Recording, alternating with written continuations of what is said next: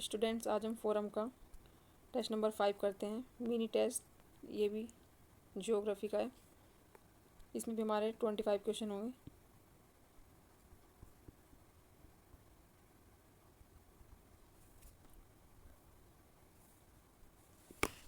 Question number 1 है, उत्तरी America की महान झीलों के लिए पश्चिम से पूर्व की ओर क्रम बताना है हमें।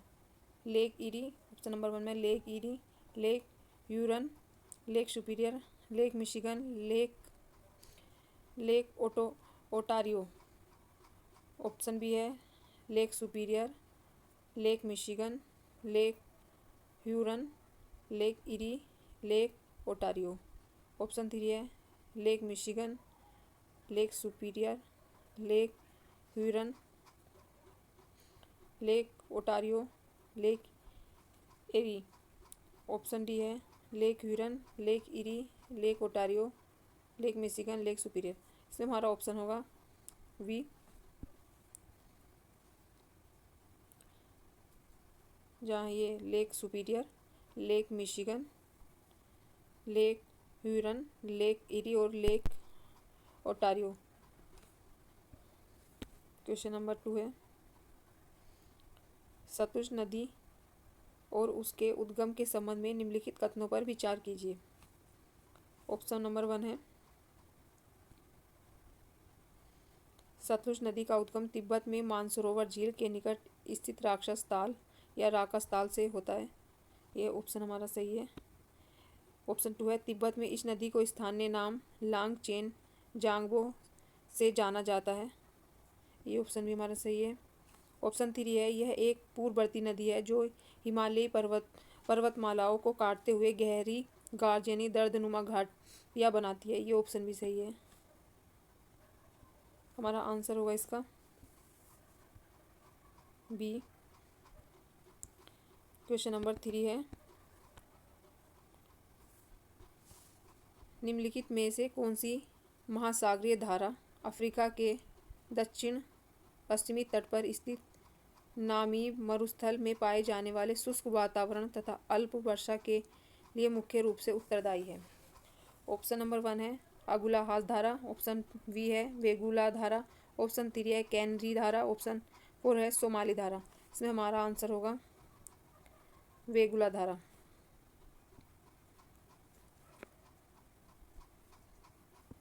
क्वेश्चन नंबर 4 है, एक मैन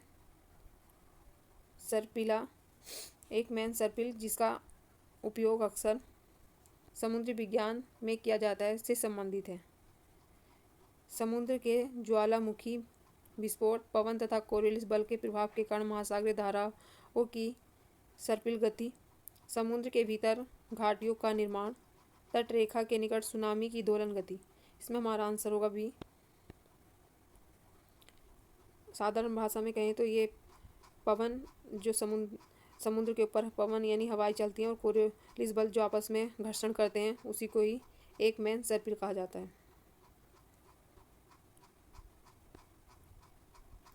क्वेश्चन नंबर 5 है, सारगासो सागर के संबंध में निम्नलिखित कथनों पर विचार कीजिए।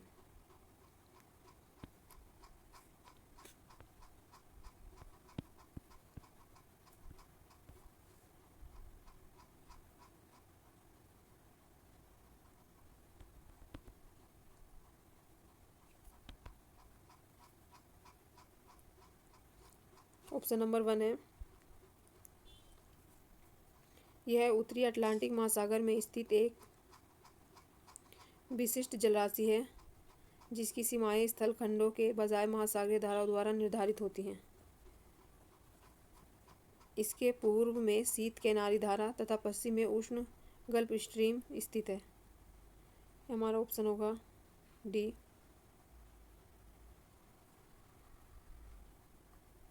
क्वेश्चन नंबर 6 है, विश्व के सबसे अधिक उत्पादक समुद्री पारितंत्रों में से एक माने जाने वाले रॉस सागर किस ध्रुवीय महाद्वीप के तट के निकट स्थित है। उत्तरी अमेरिका, आर्कटिक महासागर, अटलांटिक महासागर, एशिया। आंसर होगा हमारा इसमें सी, अंटार्कटिका। सूची 1 को सूची से किन के संपर्क में, यानी कील नहर, उत्तरी सागर और वोल्टिक सागर को, और स्वेज नहर भूमध्य सागर, लाल सागर के पास, और पनामा, प्रशांत अटलांटिक, और डी है, डी का 4 ही है, यानी ये ए हो गया।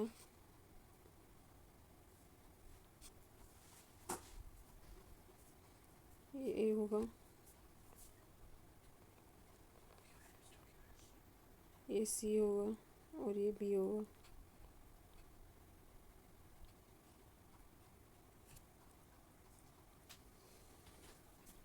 सेवन का आंसर होगा ए। क्वेश्चन नंबर 8 है, एशवान उच्च बांध के संबंध में निम्नलिखित कथनों पर विचार कीजिए। यह बांध एक शैल भराव संरचना है जिसका निर्माण मिस्र में नील नदी पर बाढ़ नियंत्रण और जल विद्युत उत्पादन के लिए किया जाता है। नील नदी पर बड़े बांधों का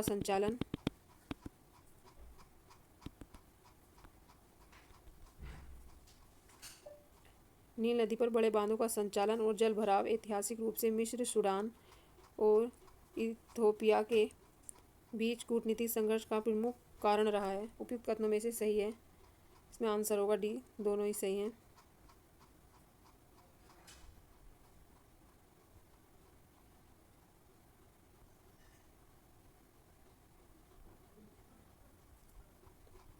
क्वेश्चन नंबर 9 है,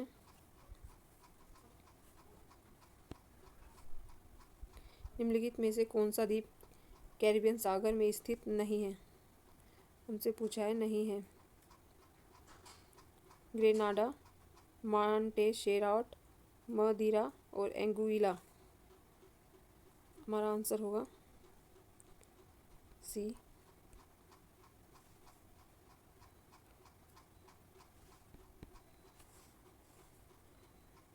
ये इसका आंसर होगा मदीरा, और ये वाला ऑप्शन ए गलत है, बी गलत है और डी भी गलत है।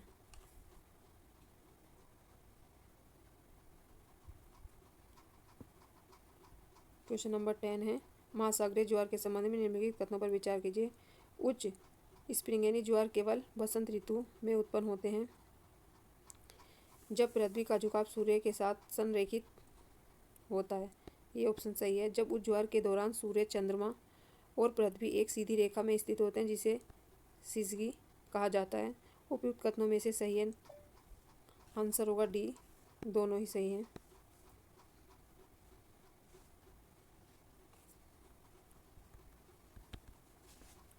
क्वेश्चन नंबर 11 है, महासागरीय धाराएं और संबंधित मरुस्थल, कौन सी धाराएं कहाँ पे चलती हैं? आंसर इसमें बेगुला नामीबिया में चलती है, हम्बोल्ट आटाकामा, कैनारी सहारा, और पश्चिमी एशिया धारा पश्चिमी ऑस्ट्रेलियाई मरुस्थल में। आंसर होगा हमारा बी।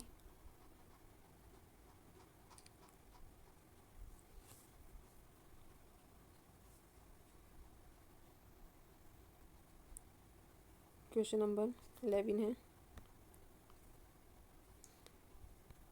इसे जल की मात्रा के आधार पर विश्व की सबसे बड़ी महासागरीय धारा माना जाता है तथा इसकी विशेषता यह है कि एकमात्र ऐसी धारा है जो किसी स्थल खंड से अवरुद्ध हुए बिना, पूछा है कि जिसकी सीमा स्थल से नहीं लगती हो, के चारों ओर प्रवाहित होती है। उपयुक्त में से महासागरीय धारा है पश्चिमी पवन। आंसर होगा ए।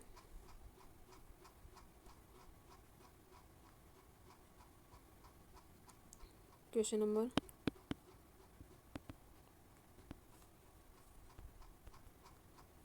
13 है, भूमध्य रेखीय प्रतिधारा के पर्वत विमुखी प्रवाह का कारण क्या है? पृथ्वी का अपनी धुरी पर घूर्ण, दो भूमध्य धाराओं का विसरण, जल की लवणता में अंतर, भूमध्य रेखा के निकट शांत पवन पट्टी की उपस्थिति। आंसर होगा हमारा बी, दो भूमध्य रेखीय धाराओं का अभिसरण। क्वेश्चन नंबर 14 है, ज्वार के निर्माण के लिए उत्तरदायी बलों के संबंध में निम्नलिखित कथनों पर विचार कीजिए। ऑप्शन नंबर 1 है, सूर्य और चंद्रमा दोनों का गुरुत्वाकर्षण बल समुद्र के जल स्तर के उठने और गिरने का मुख्य कारण है। ऑप्शन 2 है, केंद्रापसारक बल जो गुरुत्वाकर्षण के प्रति संतुलनकारी बल के रूप में कार्य करता है, पृथ्वी के उस भाग पर ज्वारीय उभार उत्पन्न करने में सहायता करता है जो चंद्रमा से विपरीत दिशा में स्थित होते हैं। ऑप्शन 3 है, कोरियोलिस बल उच्च और निम्न ज्वारों के दौरान जल की ऊर्ध्वाधर गति के कारण, मुख्य रूप से नहीं, कोरियोलिस बल के कारण, सिर्फ कोरियोलिस बल के कारण ऐसा नहीं होता। हमारा आंसर इसमें ये 4 वाला तो गलत होगा, ये 3 वाला गलत होगा, 1 सही होगा, 2 सही होगा। आंसर होगा ए। क्वेश्चन नंबर 15 है,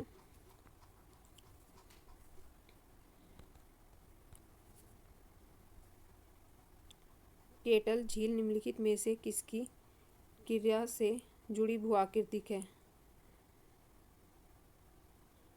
इसमें आंसर होगा हिमनद। क्वेश्चन नंबर 16 है, अटलांटिक महासागर की समुद्री धाराओं के संबंध में वेगुला धारा एक ठंडी धारा है जो अफ्रीका के पश्चिमी तट के साथ प्रवाहित होती है।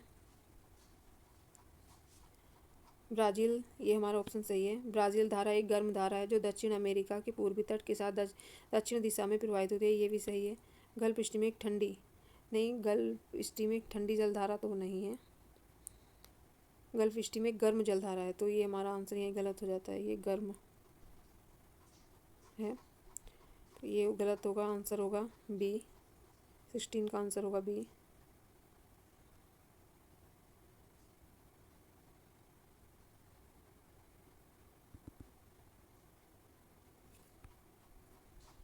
क्वेश्चन नंबर 17 है, अगुलाहास धारा प्रवाहित होती है हिंद महासागर में, प्रशांत महासागर में, अटलांटिक महासागर में, दक्षिण प्रशांत महासागर में। ये होती है हिंद महासागर में।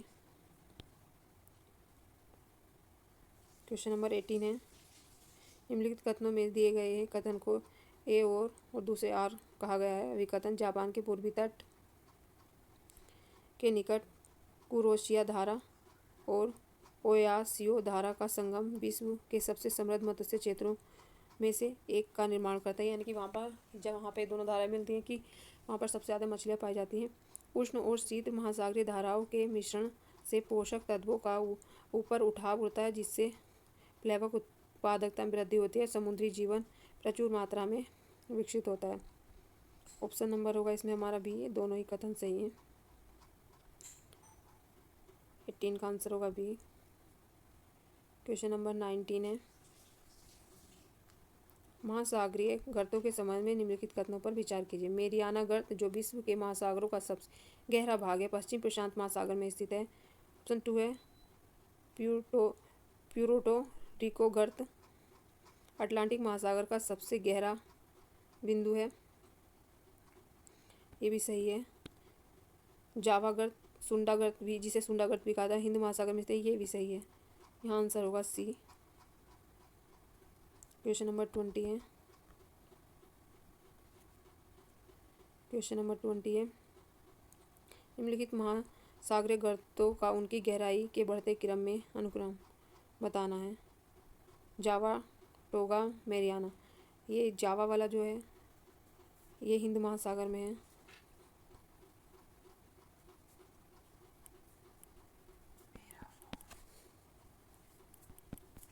ये हिंद महासागर में है। टोगा ये प्रशांत महासागर में है और मेरियाना भी प्रशांत महासागर में है, तो हमारा आंसर होगा इसका ए, एक क्रम के अनुसार।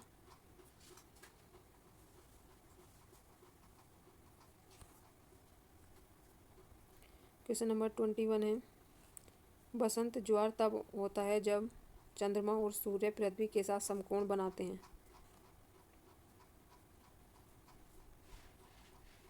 अगला ऑप्शन देखते हैं।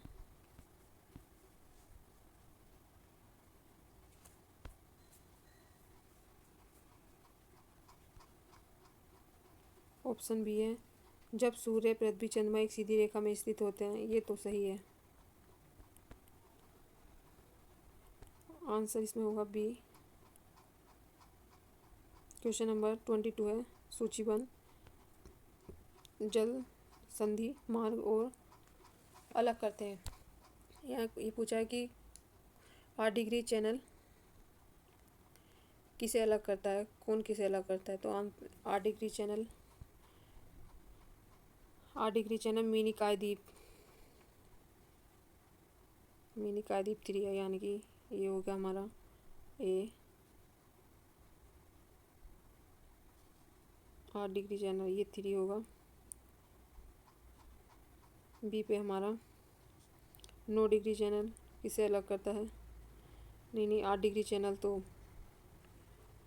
1 मिनट, 8 डिग्री चैनल करता है मिनिकॉय द्वीप और मालदीप को। मैं मिनिकॉय और लक्षद्वीप नहीं देखा था ध्यान से, मिनिकॉय और लक्षद्वीप को, यानी कि ये ए होगा, ये बी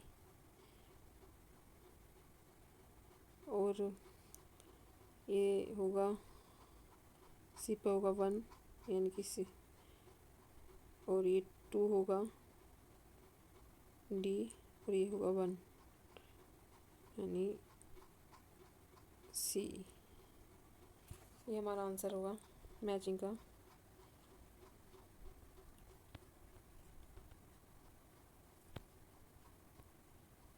निम्नलिखित में से किस जल डमरू मध्य के नीचे निर्मित सुरंग यूनाइटेड किंगडम और फ्रांस को जोड़ती है? डेविस जल डमरू मध्य, डेनमार्क जल डमरू मध्य, डोवर, जिवोल्टर। इसमें हमारा आंसर होगा सी, डोवर। ये अटलांटिक महासागर में है। क्वेश्चन नंबर 24 है, हॉर्मुज जल डमरू मध्य से संबंधित कथनों पर विचार करना है। यह फारस की खाड़ी या अरब सागर से जोड़ता है। ये जल डमरू मध्य का उत्तरी तट ईरान में नियंत्रित है, जबकि दक्षिण तट संयुक्त राज्य अमेरिका ओमान के साथ एक पृथक भूभाग के बीच विभाजित है। ये भी सही है और ये भी सही है। विश्व के कुल तेल का लगभग 5वां भाग प्रतिदिन जल डमरू मध्य से होकर गुजरता है। ये भी सही है। आंसर होगा डी।